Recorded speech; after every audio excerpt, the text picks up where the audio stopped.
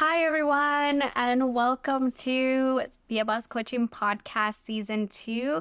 This is episode 5, and I'm so excited for you to hear the story of Orlenda. She is a founder of Pero I Can Do It Too, a money and budgeting coaching service. She teaches other women of color to reach their financial goals, to save, to create a budget, all so that they can experience a life that they never saw their family experience. So I'm excited for you to learn more about her. She's a fellow introvert like myself, and she shares with us how she's navigated her imposter syndrome, how she's navigated her authenticity on social media, and how she's gotten to a new place in her business. So I hope you learned so much from her journey as an introvert entrepreneur, and I can't wait for you to listen to her story. But before we dive into the episode, I do want to remind you to come on over to beabosscoaching.com. There you can find the other podcast episodes. A whole season 1 is out. There's 22 episodes there that I hope are enjoyable and engaging and full of information. And we also have a blog. There's some freebies that you can download. And we also have the link where you can schedule a complimentary call if you've been interested in starting your own business and not really sure where to start. Trust me, if you're someone that's been thinking about starting your own business, you want to make your own money, you want to turn your passions and your mission into a business, I invite you to schedule a complimentary call and see if coaching is right for you. If this episode was helpful or you've listened to any other episodes, please remember to leave a rating or review. And because this is a brand new, I have never done a YouTube channel before. So if you're new here and you're watching this on YouTube, which I'm sure you will since I'm doing a video, I hope that you subscribe, like, share, and follow along this journey. And I hope that you get so much value from this channel, the podcast, the freebies, the blog, the content on social media. There's so much amazing content for you that I've created. And if you resonate with me, you resonate with my story and the stories that I want to highlight on my podcast, again, come on over, leave a review, subscribe, let us know. I'd love to hear from you. All right, enjoy the episode. Welcome to the Be a Boss Coaching Podcast, a leading podcast where we redefine entrepreneurship through the entrepreneurship journeys of women of color, BIPOC, and queer entrepreneurs. I'm Beatriz Rivera, and as a social worker turned entrepreneur coach and podcast host, I share my own journey and story. I decided to start my own coaching business during the pandemic when I was helping my dad, a veteran business owner, to keep his 23-year-old business open. Since then, I've thrown myself into courses, coaching, podcasts, and books. However, I've learned that entrepreneurship is a journey and we can all learn from each other's stories, mistakes, successes, and redefining the boundaries of what entrepreneurship can be. Subscribe to get new episodes every Monday and Friday on Apple Podcasts, Spotify, YouTube, or wherever you listen to podcasts. And we are officially live.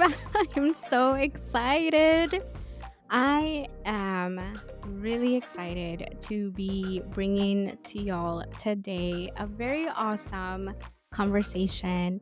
And not just a conversation that I've been having so much excitement around, it's with a dear friend that I've known since, I don't know, 2 years ago. But I have with me today dear Orlenda, and I am so excited, Orlenda, for you to introduce yourself, introduce your business, and we can take it from there, and then we'll keep going. Thank you, Orlenda, for being here. Hi, no, thank you for having me. I actually forgot that you and I met in person in 2021. No, I You, had to remind you. and that was such a great time. And we've been staying connected since then. But hi, everyone. My name is Orlenda. I am a money coach and I help women of color build a life that they have never seen their family experience. And I have never been so close to a mission before until my business. So I am excited to share with you all today. Yay! I am so excited for you to share with us your journey and some of your money tips because, girl, I know your story around your debt, and we're gonna get into all of that, right? Like, I've told you my story about my debt before, right? Like my student loan debt and like how much debt I have. I've shared it on my podcast before as well. And so it's been such a gem and treat to see everything that you share and all of the information that you provide on the social media. So I'm really excited to get into it. But yeah, Orlenda and I met back in New York, actually. But it's really funny because we are both from California. And I remember when we first met, you were still living, I think, in North Cal, right? Oh my goodness, that's right, in San Francisco. Yeah, yeah. So you were living in San Francisco, and I was like, "Oh my gosh, this is so fun!" Because you were from California, and I was really when I met you in New York, I was looking forward to coming back and connecting here in California, like more local time. You were much closer, and then you moved to Washington. Washington State, yes, Yeah. and when I met you, Bia, I had no idea I was moving quite yet. I mean, I knew the idea that I wanted to move, but I didn't know how fast it would happen, and then I met you, and a month and a half later, I had this dream that was telling me I was traveling between Texas and the Bay Area to visit family and friends. And so I took that to heart and I'm like, my dream is trying to tell me something because my dreams are always trying to tell me something. Okay. So then that day, I messaged some friends and I'm like, this is a dream I had. And they said, you need to lean into it. You need to do something about it. And I was like, yeah, you're right. I started by having conversations with my family. And then a month after that, I put a down payment in Washington State for a new build. It happened so quick. That is yeah. I mean, talk about really leaning into your dreams. Like, that is incredible that you did that, and I'm sure we'll get into it. But and I guess we can transition into that now because you are someone that has had a unique story around your money journey, hence why you became a money coach. And I got to know a little bit about it, but if you can share with your listeners how your life and your career brought you to this intersection of becoming a money coach.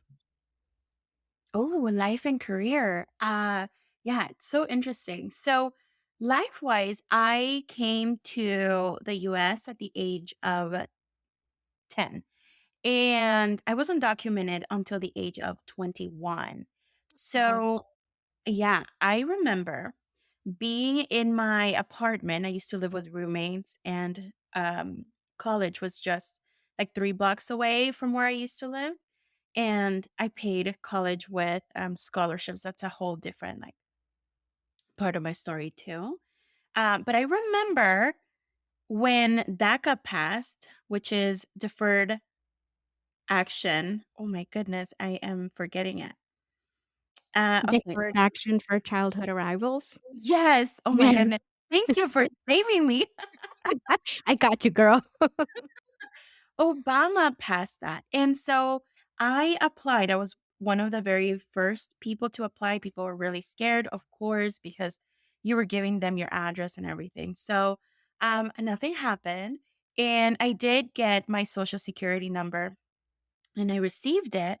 And I remember the first time I got my social, I started applying to so many credit cards because I remember growing up, I was told that I always needed good credit so that I could get a car, I could get an apartment, a house, and all the things. And I was like, yeah, bet I'm going to get good credit because it's what I do. Like I was such a good student, always trying to get A pluses. And so, yeah, I applied to a lot of credit cards, maxed them all out, 16 of them. And very quickly, I found myself in debt, stressed, and anxious around money. And so that's what led me to get here because we are told, yes, get good credit, but like how? How do credit cards work? How do I get out of debt? How do I manage my money once I start earning it? And it's everything I didn't have, and which led me to increase my salary 3 times because I thought, "Okay, well, the more I earn, the faster I can get out of debt." No, 3 times happened. I increased my income, nothing happened, I was still in the same hole.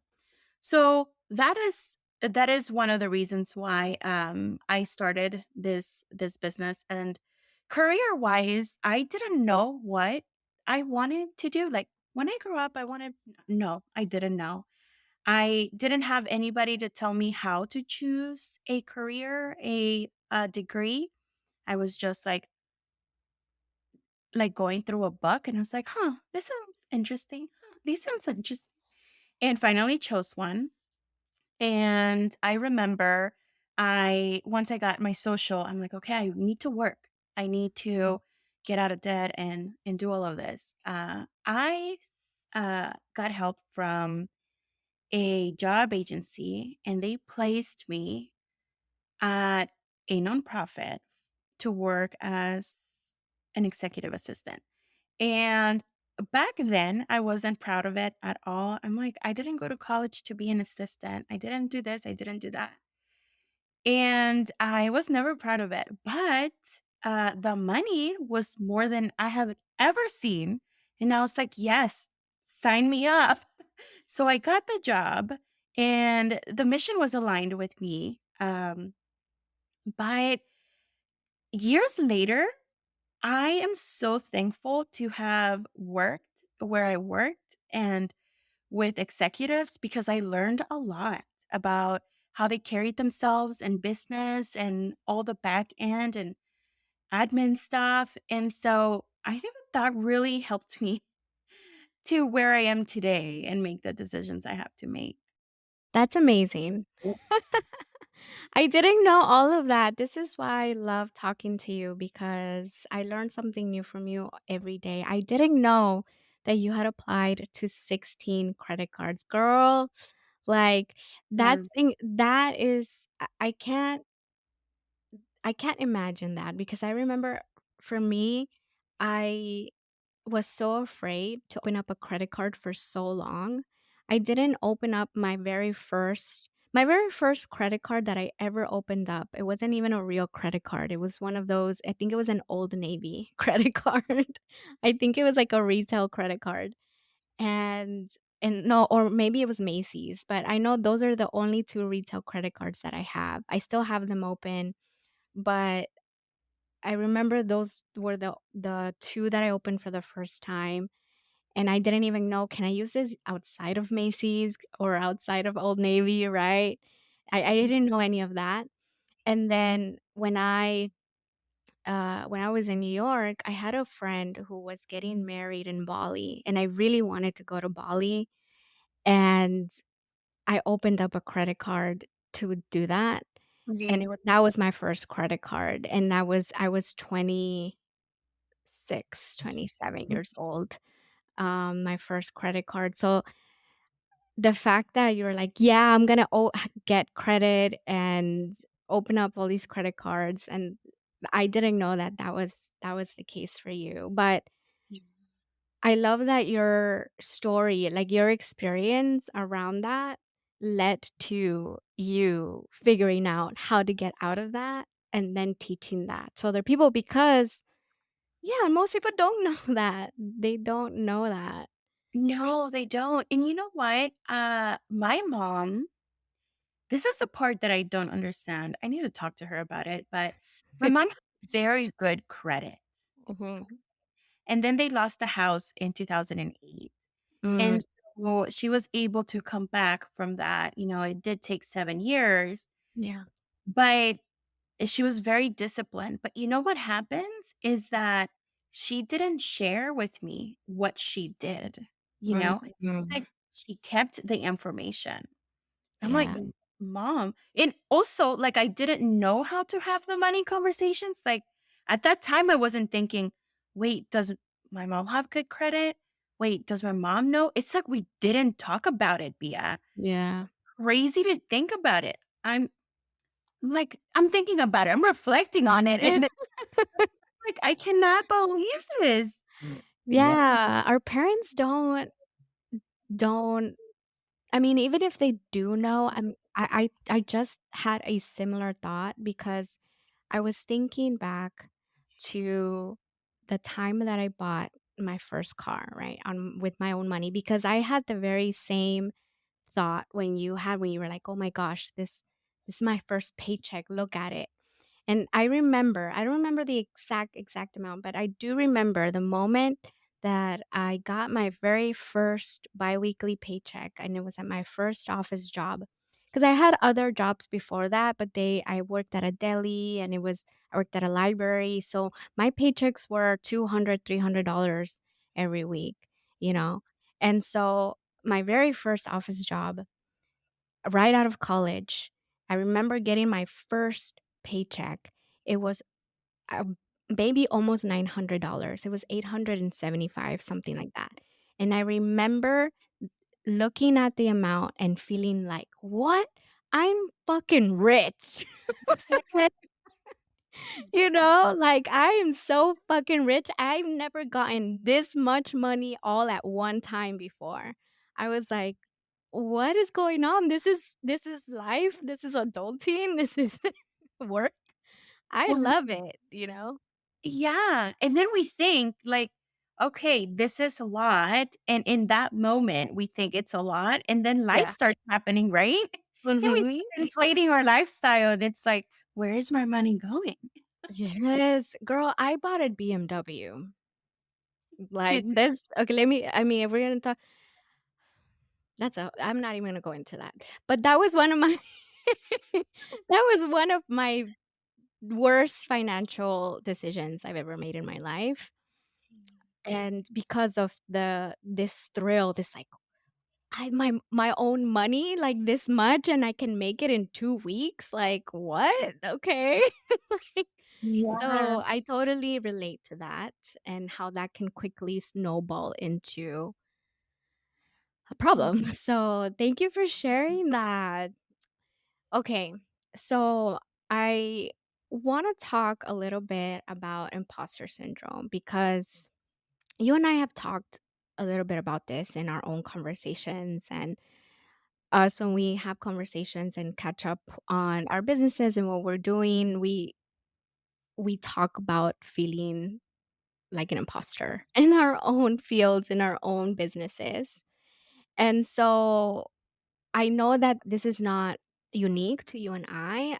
A lot of first business owners might feel that or may feel that, especially if we're learning new business skills and how to run a business. So, how did you manage to get your first few clients as a new money coach with this in mind, with if this was happening for you in your head? Yeah. Well, imposter syndrome just doesn't go away. Yeah, I so like true.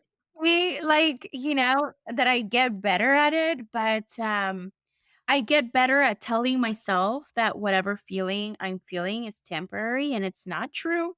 I go to therapy, and between my therapist and I, we named my imposter syndrome, and his name is Chucky. Okay. So whenever I'm in therapy, she says, "And who's saying that, Orlenda?" I'm like, "Dang, it's Chucky." She goes, "Is it your girl?" No. So that's how we addressed imposter syndrome at in my therapy session. Wow, that's actually a really good idea. I think we should all name it, and Chucky's a great name because fuck that guy, you know, he's scary. She let me choose, and Chucky came to mind. Yeah, yeah, I hear Right? you. But, so the way I actually started my business was 2020, you know what hit, and I started therapy for the first time. And so I started, like, exercising my voice. I'm like, "This is how I feel."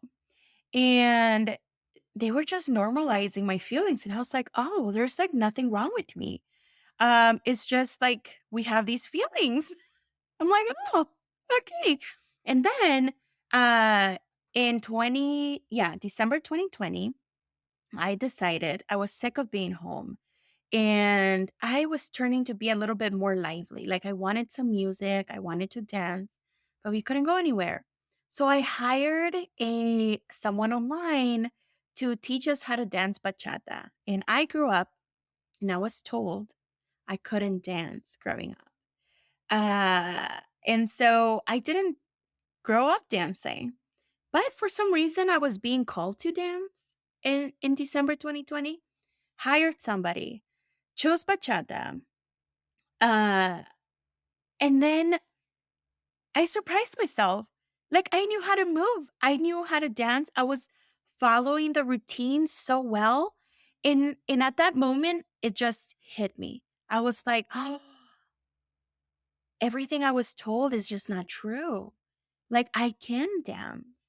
And I was like and it feels so liberating. So at that moment between, like, therapy and dancing, I just felt like I was on top of the world, like I could become the next president type of feeling. And then I was in talks with Kat, who was our business coach at the time, and hired her in 2021. And January 6th is when I started saying, I am a coach, I am a money coach on Instagram.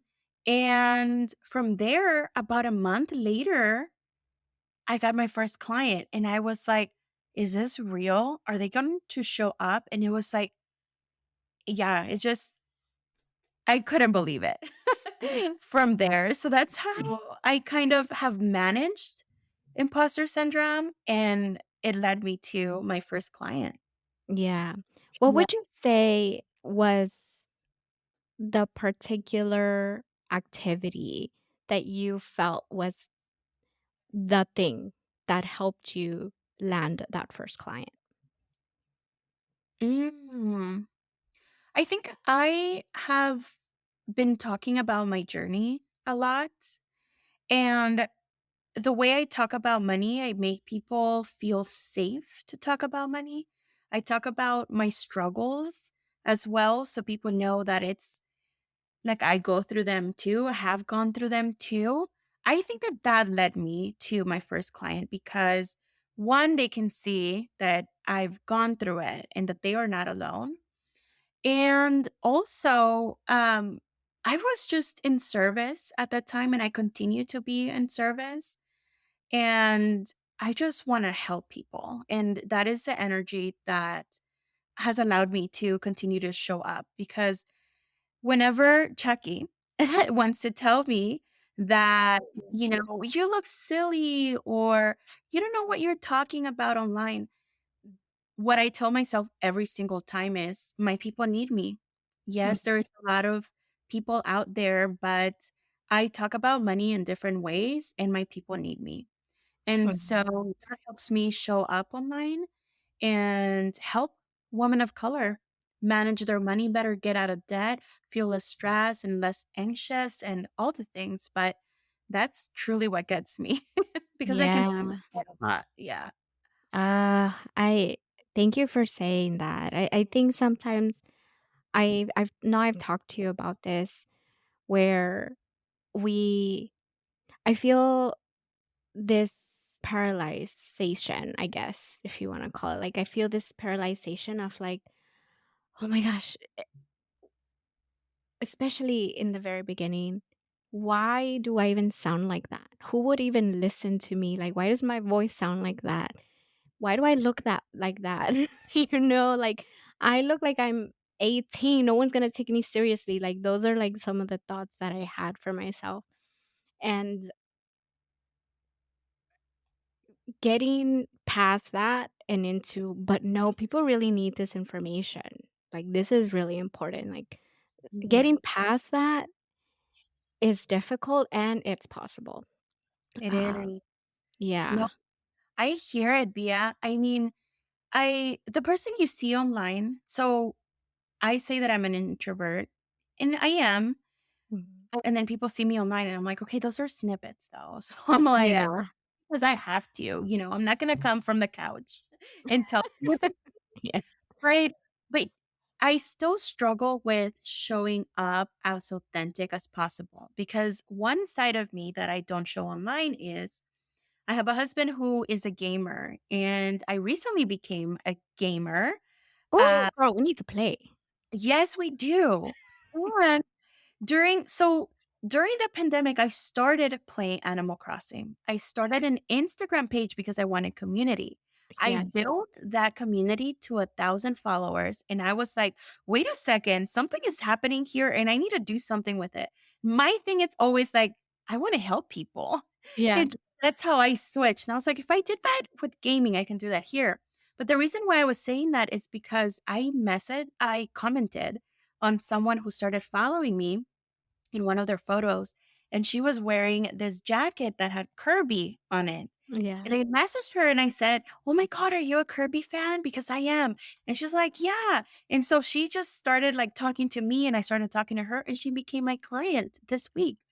And it's like, imagine if we just show up more authentically, how many more people will be able to say like, "Oh my gosh, we have so many things in common."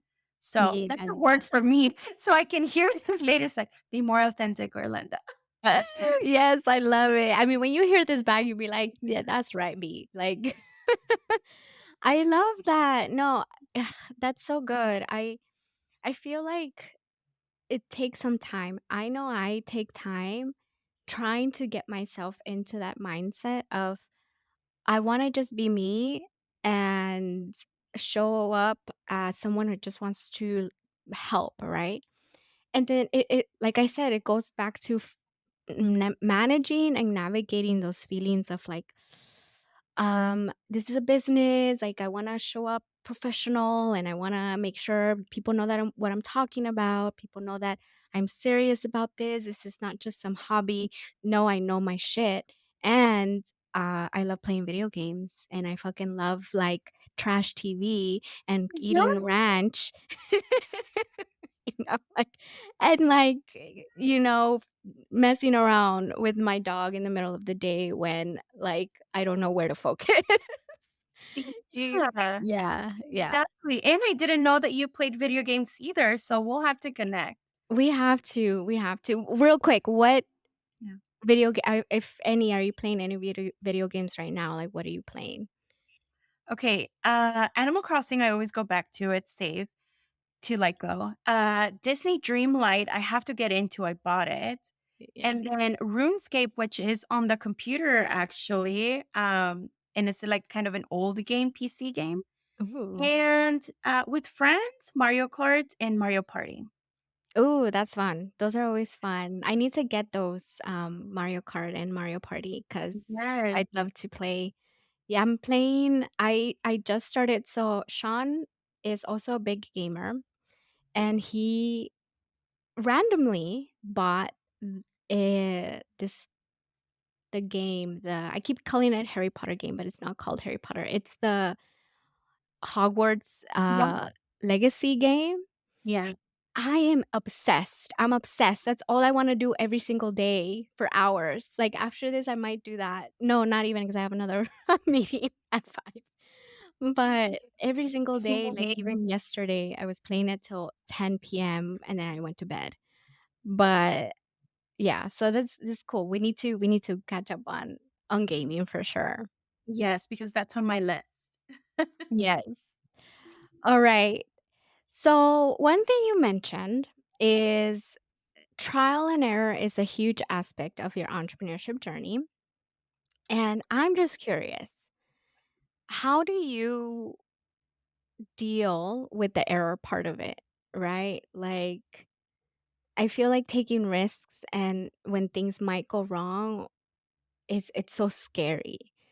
Yes. So, but it is such a huge part of entrepreneurship and being able to build your business. So, I'm wondering how you deal with the ideas, and that's easy, right? Like, we can have ideas for days, but how do you navigate the parts when you try something out and you're not sure how it's gonna go turn out or what the outcome is, and maybe it's a complete failure.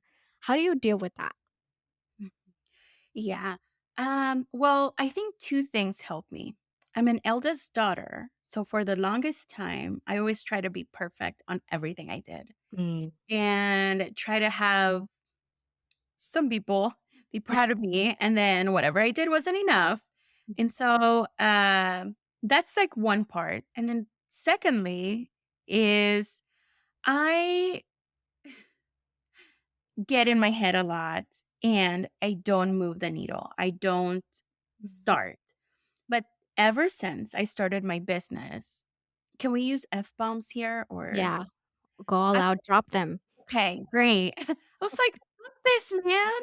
Like, I'm so sick and tired of the excuses, of, like, the learning part, of, like, "Let me read this one more thing, and then I can show up this way so it's perfect."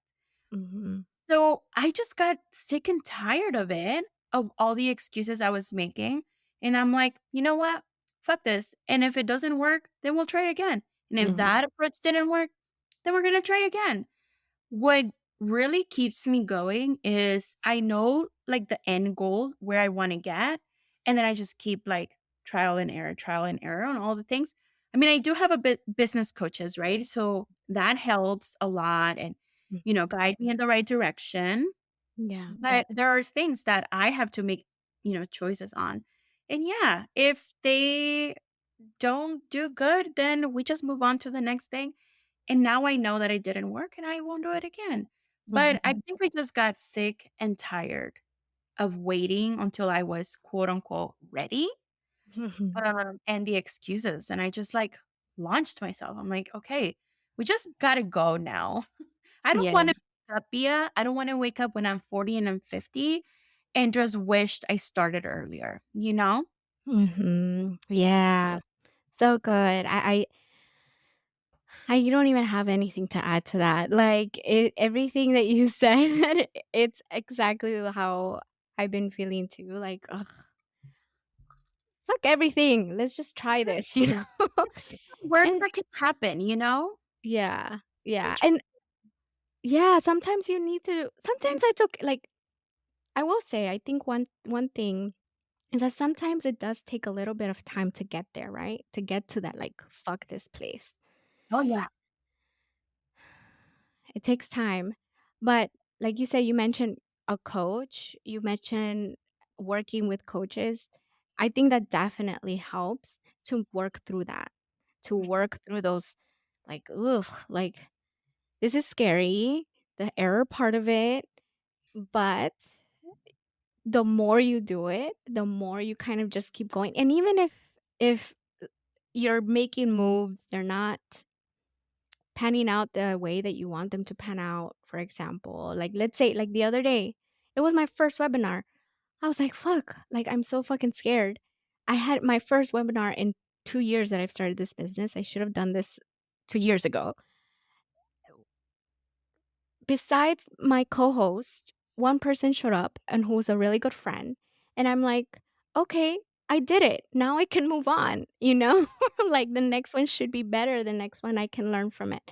And Yeah. so those moments of just whatever happens will happen, you learn from it, you keep going, and people will support you. Yeah. That's all I have to say. And to add on to that, you're right. So I don't want people to think like, oh, you just say fuck it. Yes, you're right. I do have business coaches that I'm constantly investing in. So I didn't Yeah, just decide and showed up. I have had help. yeah. So just want people to know that. And therapy also helps. A supportive husband or partner always helps. I think the part that I'm lacking on is community.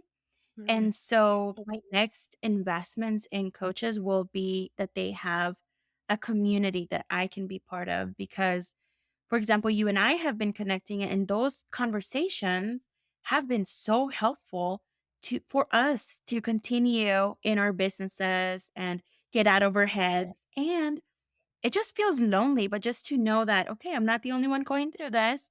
Bia is also in somewhat, going through it. It helps. It Oh, helps. yeah, so much. And even the community part, I can't stress that enough. I cannot. You have to find your business besties, the people that you can go to, like, "Hey, are you experiencing this? Like, how are you dealing with it?" Grow together, grow together. So I'm grateful for you. And I actually just joined a mentorship program too that's like, with a community base, so, like, I invest myself like, investing in yourself in mentorship or business coaching, group communities, those will progress you. You will learn so much from different people. I'm so glad that you shared that. So glad. Alright. Okay. Any failures you feel like that have lingered that you wanna share? Like, because I feel like sometimes with entrepreneurship, we love to share our wins, right? And it's great. We should share our wins, we should celebrate our wins, and we can also learn from failures. And I'd like to hear if you have any stories of failure that you wanna share that you've learned from. Yeah. I actually don't think that they are failures because the way I think about failures is if you give up. And I'm like, I'm still here. I'm not giving up. Ooh, that's But great. I have a lot of lessons. And yeah, a lot of things have gone wrong. I think one of the things though that I've learned is not to make it about myself.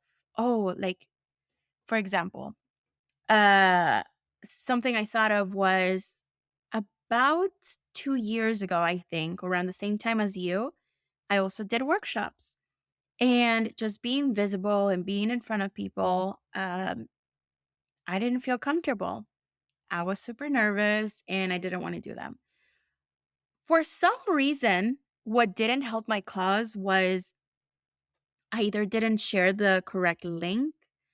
I My husband is a techie, so, like, he was telling me I needed to have people do things because of security, and I'm like, "No, because it" anyway, I showed up to my workshop and, like, nobody was there. It was so embarrassing. And then finally one person was able to come on, and so we just did a one-on-one coaching for her, which was great. And then I made it about myself, and then I didn't show up again until this year. So almost 2 years later. And I just completed one of my workshops and it was the best feeling. And I didn't have all of those hiccups. And I plan on doing another one. But I guess when things go wrong, I make it like, "Oh, it was my fault. Oh, this. Oh, it was that." And so I almost have this expectation that I need to show up on my business like perfectly and I should already know because I already have a business. And it's like, no, we have been doing corporate and we don't have people to tell us how to run our businesses really. And we're learning as we go. And I'm just so hard on myself. And I'm starting to kind of remove that. And if things go wrong, it's like, has nothing to do or say anything about me. We're just gonna, learn what went wrong here so we could do it better on the next one. And I no longer want things going wrong to paralyze me from moving forward because the reason why I'm here is because I want to serve my people. And I didn't do a workshop for 2 years. So I'm back and I'm doing workshops and I'm going to learn from my mistakes to keep on going. So, but I run away and I'm like, can't do that. Yeah. I mean, you did it though, you're coming back, and that inspires me as well because like I told you, I never done a webinar because to me in my head, a webinar was like information. I need to know my shit. I need to have a deck. Like, I need to have a flow. And I was like, oh my gosh, I was so intimidated by that.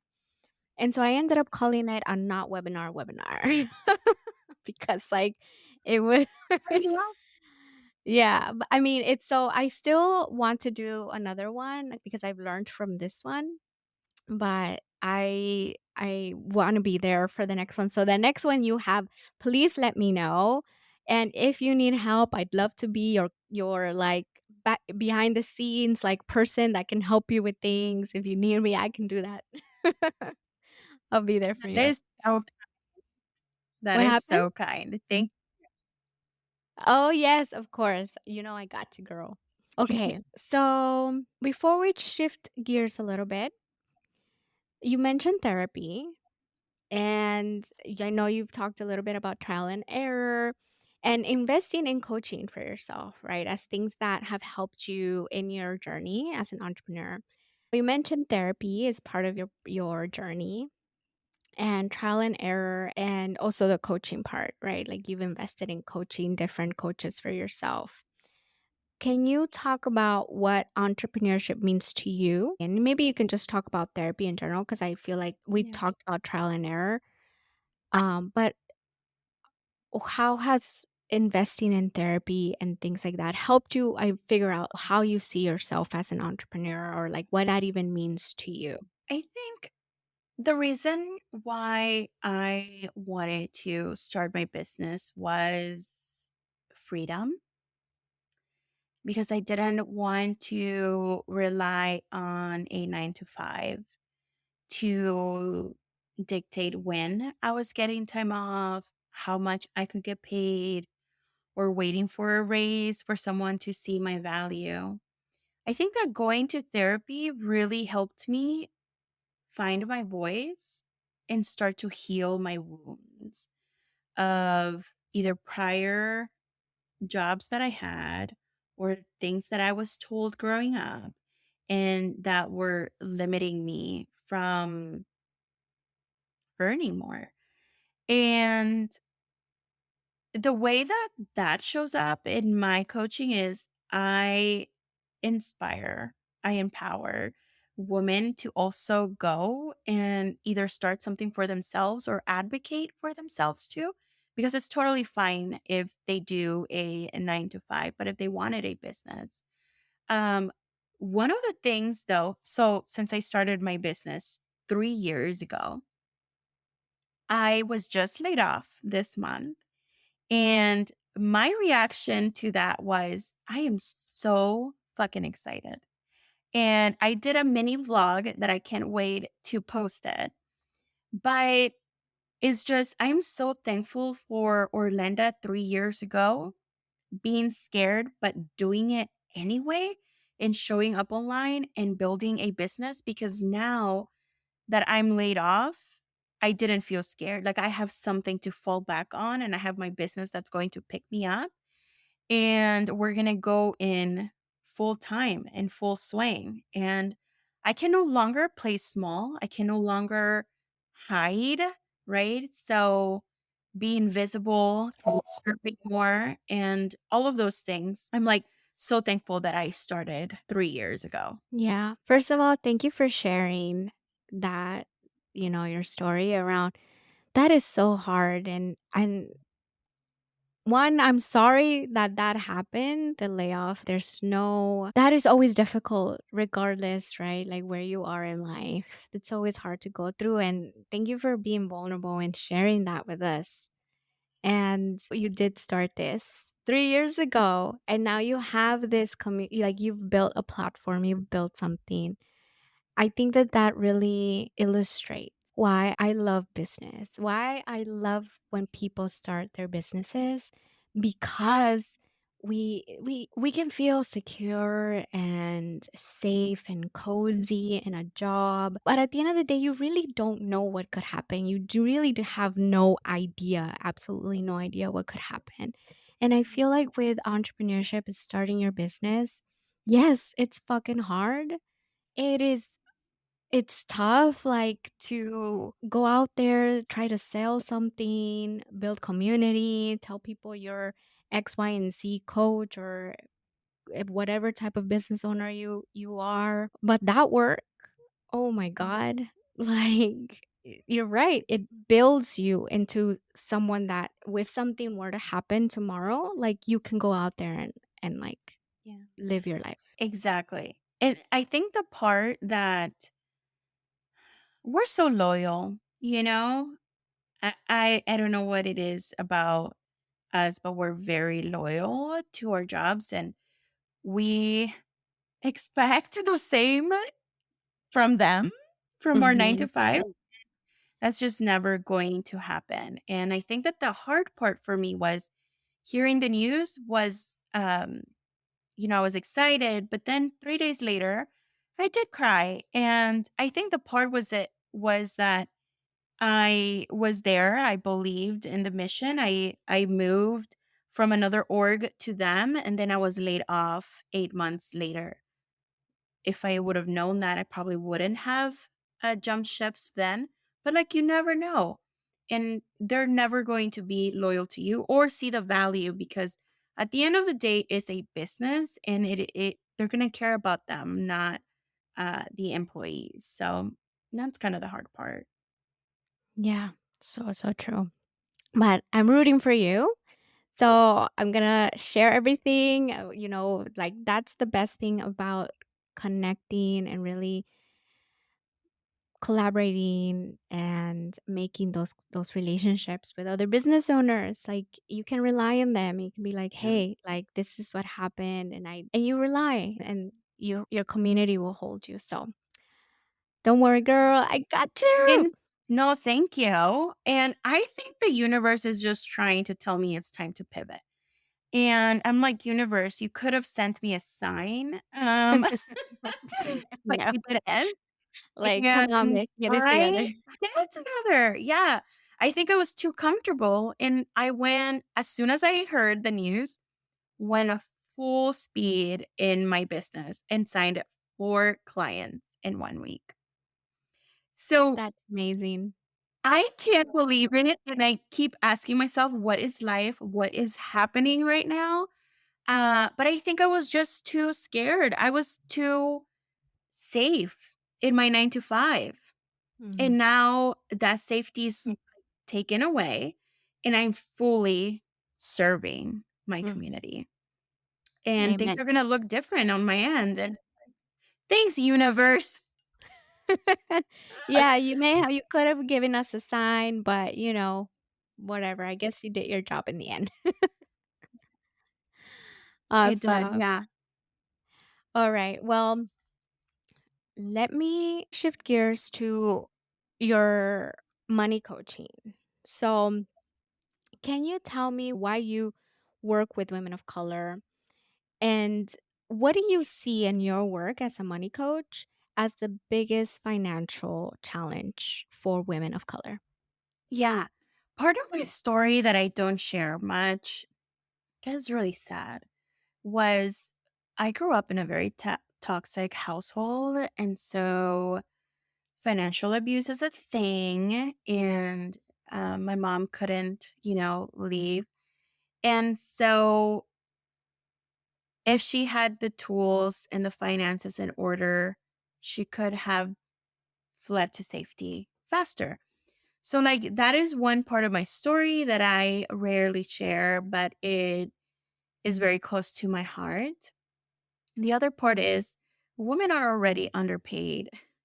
We struggle so much to advocate for ourselves. And I want to empower women to feel safe with money, to feel good about managing their money so that they can get out of any toxic situation that they might be in. And that's why I work with women of color. And I have a client who is very close to like my story that when I heard this story, I kind of it was hard to have the call with her. So I'm like, oh my gosh, this is why I am doing the work. And it's because we need the tools. We are so smart, but we don't have the tools to use to get us out of situations and build wealth. So, yeah, that's why I do it. What would be something they can do in the moment? Yeah, I'll say 2 things, like, very simple on it is being able to have your own income. So, if you're a stay at home mom, I want you to be a stay at home mom because you choose to be a stay at home mom and you feel good about it, not because it's expected of you. And then, secondly, is always having your own savings. So, if people have mixed feelings about this, like once you're married, everything has to be joint. And it's like, do what works for you. It's okay to have separate accounts in one joint, or all separate. It's whatever works for that person. But I think that having an income is important unless you choose not to. But I just wanted to make sure that it's yours. And I just want to say I'm not a like therapist or advice or anything. Please seek legal advice if you are in this situation. And then the other thing is, yeah, have your own savings because that's always going to help you should you want to take, steps or help you in any way. But it's okay to have your own money. Very often in those situations, it's like you can't work because you're being told to. And then the other part is you can't have your own money and so it's controlling and abuse at the end of the day. So those are Yeah. two kind of just like simple. What are some basic principles that you advocate for people to learn around financial literacy that they should have in their tool belt? Yeah. Okay. I'm excited. Very simple from the get go, but will get you far is knowing your why. So, why you're starting this journey. And it's like, oh, the new year is coming. I want to pay off debt. I want to do this. I want to do that. But why? Why do you want to pay off debt? Oh, because I feel stressed. That is not going to get you out of like, I don't feel like doing this. And you need a little motivation. So, what I like to tell my clients is get you a fun why. So, instead of saying, my why is I want to be debt free, I want to save X, and I want you to be like, if I was debt free, then I can like travel more. Then maybe I can live half my time here and half the time in another state or country. Like something fun that's going to get you there through the hard times of paying off debt and saving and all of that. It is so important. The reason why I say that is because I tried so many times and I could never pay off my debt. But all of a sudden, my boyfriend at the time proposed, and I said, okay, I want a wedding in Costa Rica. And we ended up saving $40,000 in 9 months. And I did that. And I was like, why couldn't I do that with my debt though? But I'm telling you, it's like, oh, I just want to be debt free. It's not going to motivate you to pay off debt. So get yourself a fun why to get you through those. So that's one. Number two is you cannot avoid a budget. Like I keep telling people, my clients are so smart, but because we are smart doesn't mean that our brains are not going to forget things. We cannot keep our numbers in our head. And so we'll need to budget. You cannot go any more into anything else unless you have a budget. And also because your budget helps you plan ahead. And so it's just a roadmap and you don't have to keep it in your head. You're more stress free if you just write it down. Get it out of your brain. It's what I always tell people. And then my third one is to build a safety net, so an emergency fund. About 56% of Americans do not have a $1,000 saved to pay for an emergency out of pocket. And so that's a big percentage of people. So if you get yourself to save $1,000, you're already ahead of so many people. But the key is to have a minimum of like three months of expenses So if the thing happens, what just happened to me, a layoff, then you're not scrambling and you can say like, "Hey, I can take a month off and I my bills are paid." Like, when can you get a month off? Usually jobs will give you 2 weeks or 3 weeks, some, right? Or like 4 maybe, but it's a maybe, right? But what if you were laid off and you had a savings? Or what if you got sick? Or what if someone in your family got sick and you have the luxury of stopping for a few months to take care of them? So, safety net. Mm. I did not know that only what is the math? I'm not good at math. 40 40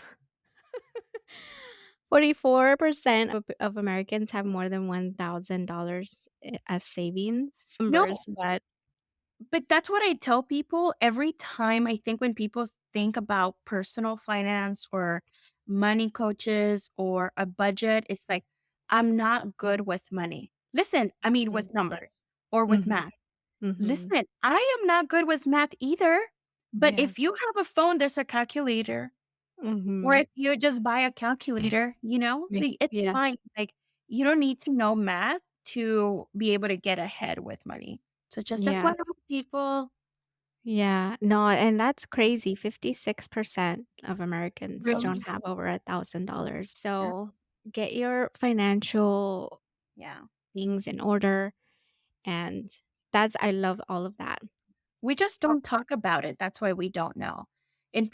And there's a lot of shame on talking about debt and all of that. But yeah, more people are in debt than we know. Yes, Yeah. girl, I'm one of them. Yeah. Well, that's a great segue into debt, and this is like right before we wrap up. But what is your advice for folks who have high debt but also want to save money at the same time? Are there any strategies or anything that you can share that where I feel like that sometimes feels so paralyzing for folks because it's like I can't save. I have all this debt. I have to like pay that down first. So how is it that I can save money when I know I have this debt looming over me? Is there anything you can share about that? Yeah. Um, so when I think about debt, if you are current in all of your bills and the debt is weighing very heavy on you, if you're paying the bills, even if it's the minimum, you're still good. But I think in order to stop being on survival mode, you need your emergency fund. You need a saving. So I think that you should prioritize that because if you're paying off a lot of debt and then a layoff happens, then what ends up happening is you're going to accrue that debt back and then we're back to the same spot. But if you have a savings, then you can deal with a headache like that as an inconvenience rather than feeling like the world is ending. So I just always want my clients to feel with that safety net, have a safety net. If anything happens, like you said, life is lifing, and it does time and time again. I just want people to always feel like, okay, I don't have to scramble. I have a savings. So that's one. Two is choose how to pay off your debt. Not just like randomly sending money to debt, but what you could do is you have the snowball method where you list your debt by the balances. So, what is the lowest balance that is due to the highest balance that is due? And you can start by, again, paying all of the minimums and then sending extra money to the lowest balance so that you can cross that off. That's the method I used when I was paying off debt because um, I love crossing things off and seeing that I'm actually making a dent into what I'm working on. If I don't see progress, it is very likely I am not going to continue. So that's what worked for me, and it can possibly work for you. Now, the other one is the avalanche method. You can list your debt and this time do it by interest rates. And so the highest interest rate is the one that you want to pay off first. And then the one at the bottom should be the lowest interest rate. And mathematically, this one saves you a lot of money because you are tackling the highest interest one. And so you're not accruing a lot of interest every month. What happens with this one is what if you owe a lot of money on that one? Like, what if it's a $10,000, let's say, and you're sending extra payments, but that's a big number. What if the other one was only 1,000? What if you just needed to kind of build the belief that you can pay off debt?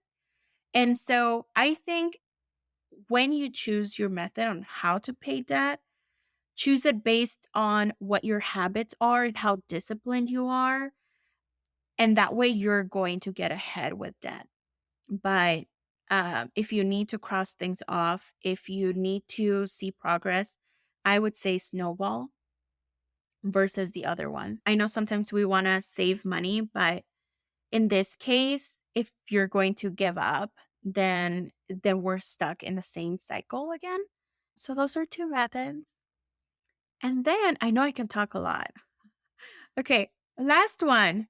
Number 3 is once thinking you already have a budget. So these sensors are with the expectation that you have a budget already.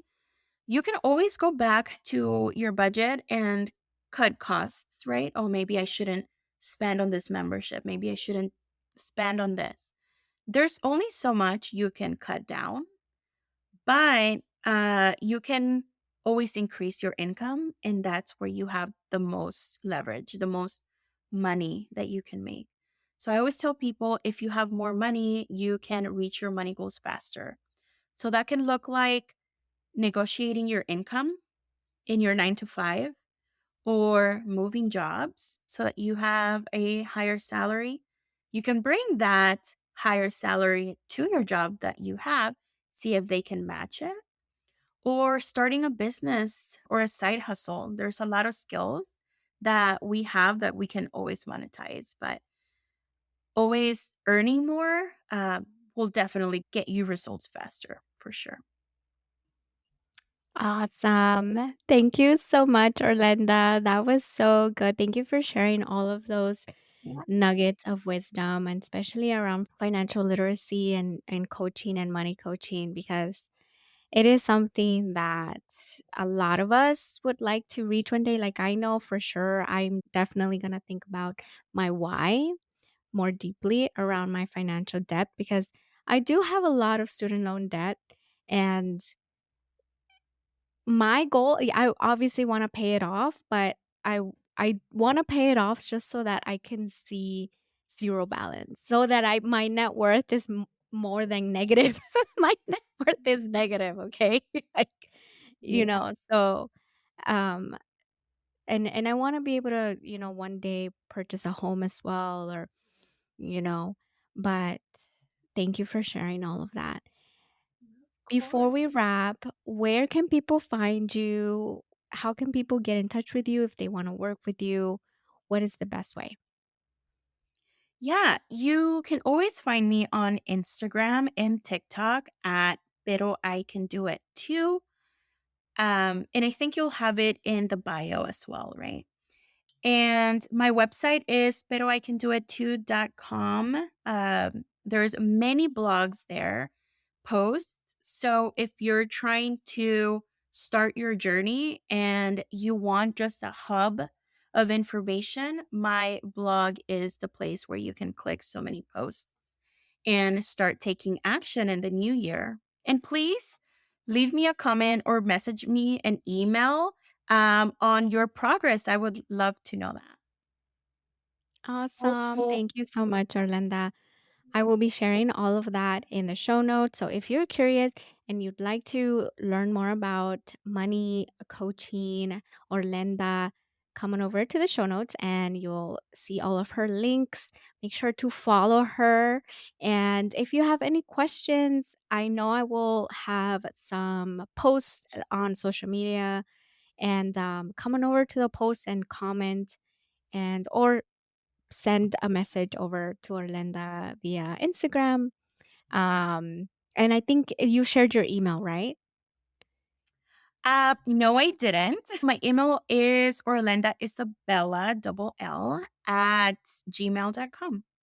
Okay. All right. Thank you, Orlenda. This was so much fun. I want to thank you for coming on to the podcast and sharing your story, sharing your money story, your tips on money and coaching. I know that a lot of people are interested in learning more about their financial literacy and just like their journey that they can, the possibilities that could happen once you know, embark on that. So I want to thank you. Yeah, no, thank you so much for having me and for everyone listening. I just want you to know that it is possible to reach that goal that you have. Don't give up, just keep on trying. Have a fun why, and you will get there. I promise you. Yay! Thank you. I know I will. I know. But this is for all the listeners too. You guys will too. All right. Thanks, Orlenda. Thank you for listening to the Be a Boss Coaching podcast. Remember to come on over to the beabosscoaching.com and book your free discovery call where you can learn more about coaching with me, what it takes to start a business and grow the skills while growing your business at the same time. I'm excited to learn more from you. Remember to sign up to our newsletter and come back every Monday and Friday for new episodes.